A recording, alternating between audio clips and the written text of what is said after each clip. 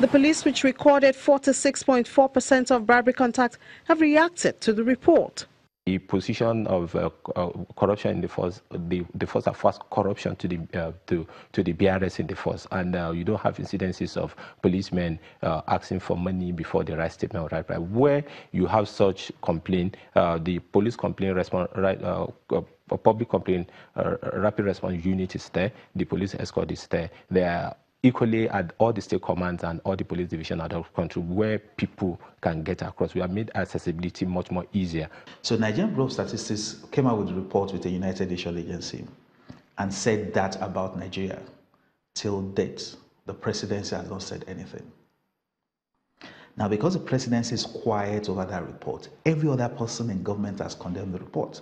Number one, the Nigerian police, that the report found was most corrupt or collected most bribes. They have said the report is not credible. They have blamed the timing. They have blamed everything. The second one was judicial officers. The Nigerian Judicial Council over the weekend came out with a release and said it is also not credible and said it's an attempt to cast an bright light in spite of the reforms of the Chief Justice of Nigeria. So a government agency came out with a report. The greatest culprit in that report has condemned it. The second has condemned it. Why did the two of them have the effrontery to condemn it? Is because the presidency has been quiet over this report. While the police defends itself, some Nigerians say the corruption challenge may have been underestimated.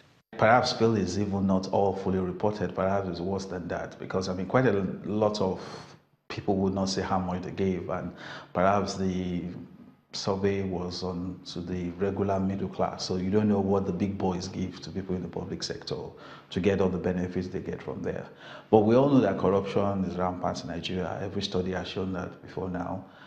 So I don't think anybody should be surprised knowing that we got data to back up what we had always known. So that figure, in my view, even looks understated. The period under survey has also gotten Nigerians talking, especially because the present administration has proclaimed fight against corruption.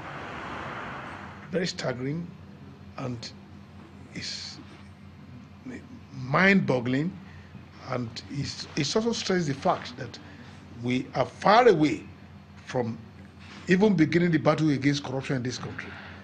And I am very, very alarmed about it.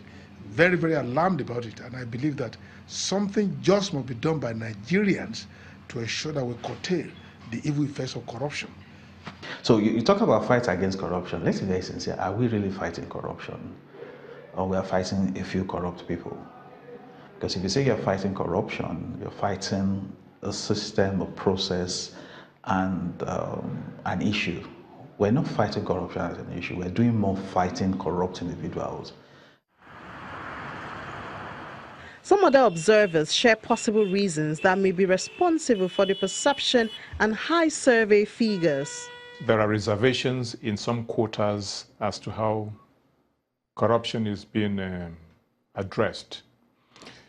Some people feel, and I think rightly too, that there is some level of selectivity in the way the war against corruption is being fought by the present administration.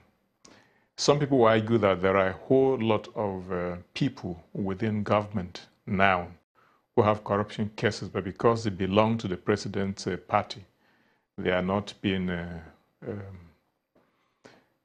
haunted, so to speak, like others in maybe in the opposition parties. But I think that it is important for corruption to be addressed. And whichever way the administration begins to look at it, perhaps if it decides that it is going to be opposition parties, elements within these parties that need to be first tackled, we hope that perhaps maybe when he finishes with them, he will also look at those within the household, his political household. While the NBS and UNODC's report focuses on just bribes, the report of Transparency International, which captures a wider sphere, does not offer any comfort. Nigeria scored 28 points out of 100 on the 2016 Corruption Perceptions Index. Corruption index in Nigeria averaged 20.17 points from 1996 until 2016, reaching an all-time high of 28 points in 2016 and a record low of 6.90 points in 1996. This has gotten many Nigerians thinking as to what could be the root cause of sustained increase in corrupt practices in Nigeria. How do you take the African setting into the modern world? By that I mean, for instance, if I need to see the Oba, I'm not going to go empty-handed. The tradition is that you go with something, you know. So it's like you've come to honor, to pay obeisance, and to request assistance.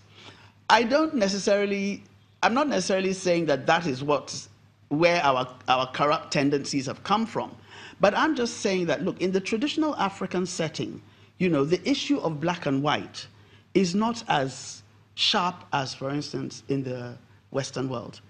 Somebody gave an analogy that, for instance, if there is a woman who sells oranges at the end of your street in Nigeria, anywhere in Nigeria, by the time you've dealt with her the second time, it's a relationship. Ah, oh, mommy, how are you? Take 4 oranges, take for my children. She'll give you oranges to give your children. In the UK, that same woman is a transaction every time. 10p, 10 oranges. Do you get me? So there's a cut and dry. I mean, I don't know whether this is necessarily the reason, but we are very relational here. So I can always beg an olokpa, you know.